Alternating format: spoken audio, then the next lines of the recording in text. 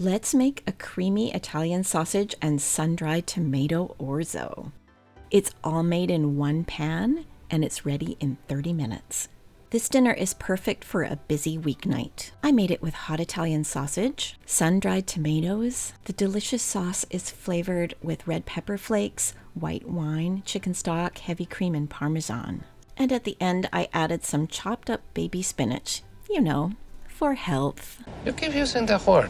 Don't forget to finish with some fresh herbs like chopped parsley or basil. This basil's from my garden. This dinner got rave reviews in my house, so I hope that you try it too. Let's get started. First, I'm going to chop up all the veggies, starting with 1/2 of an onion. I'm just going to roughly chop it. If you don't have an onion, don't stress. You could use a shallot, or in a pinch, you could use 1 teaspoon of onion powder, which you could add with the rest of the spices. This looks like about 1/2 cup of onion. Next, I'm going to grate 3 garlic cloves. You can grate them, or smash them, or press them, whatever you like.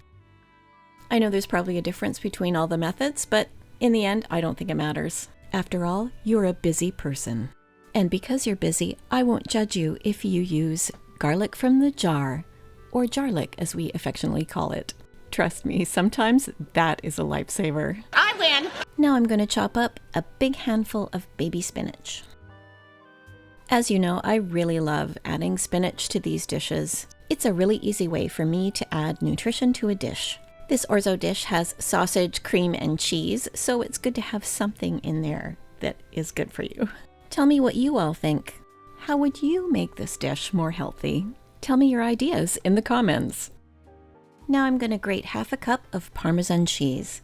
This is Parmigiano Reggiano, but you can use any hard Italian cheese. Pecorino Romano is a really good option. Hey, sometimes I find grating cheese this way, sideways, is a little easier. Have you ever tried it this way? Anyway, that's about 1/2 cup of cheese. Now I'm going to chop up some sun-dried tomatoes, but first I'm going to grab my red cutting board because sometimes sun-dried tomatoes can stain my wooden board. Big deal, I just don't feel like cleaning it. These kind come in a jar of oil. After I struggle to get this jar open, I'm too weak. I'm going to roughly chop about 1/4 cup of sun-dried tomatoes, about this much. Last thing I'll prep are some fresh herbs. This is some curly parsley and some fresh basil from my garden. The herbs will get added at the end when I'm finished cooking. I think we're all done with prep now, so let's move over to the stove and start cooking. You'll need a large skillet with a lid, and over medium-high heat, I'm going to add 1 pound of hot Italian sausage. I like these bulk packs because they're very convenient, but you can use the kind that comes in the casing. Just remove it from the casing. This isn't quite a pound. It's only 375 grams, but it'll do. I'm going to cook the sausage for about 5 to 8 minutes until it's nicely browned. You can crumble it as much as you like. I kind of like having bigger pieces. What do you like? Once that is nicely browned, I'm going to add the onions and garlic.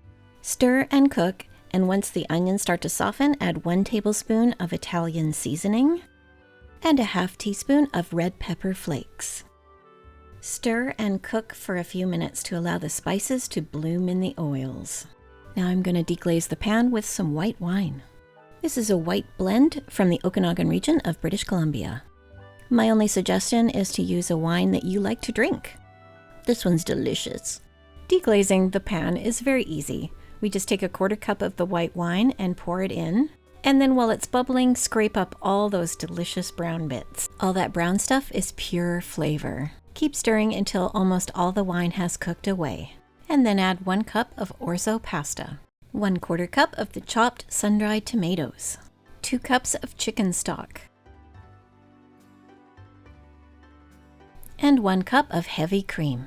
Turn the heat back up to high and stir until it comes to a boil. Cover with the lid, lower the heat down to a bare simmer, and cook for an additional 10 minutes, or until the orzo is tender. Remember to stir occasionally.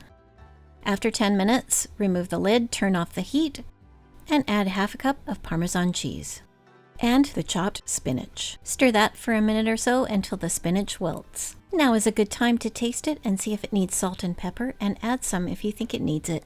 This step is completely optional, but here is 1 cup of shredded Italian cheese blend. I'm just going to sprinkle that on top, and then I'm going to put it under the broiler so it melts and gets nice and browned. After a couple of minutes, it looks melty and browned and gorgeous. Now let's take this to the table, add some herbs, and serve it up. It smells so good. Will you just look at that? Before serving, I'm going to sprinkle on some fresh herbs that I chopped up earlier, the parsley and the basil. I can't stress enough how much of a hit this dish was in my family. It was so easy to make and only took 30 minutes, so I think this one's going on the regular rotation. As always, you can find the link to the full printable recipe in the description box below. I also have a recipe on how to make your own Italian seasoning. And if you like cooking and want to try a new recipe, check out my website, dinner@lulus.com. Oh, this orzo dish was so cheesy and delicious. I absolutely loved it.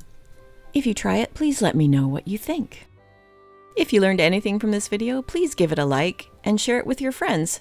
Those things really do help out a small channel. And don't forget to subscribe so you never miss a new recipe. If you have any suggestions for recipes that you would like to make with me, please let me know in the comments. Thanks again for hanging out with me today, and we'll see you in the next video. Bye! If you enjoy making things in one pan, why not try one of these recipes?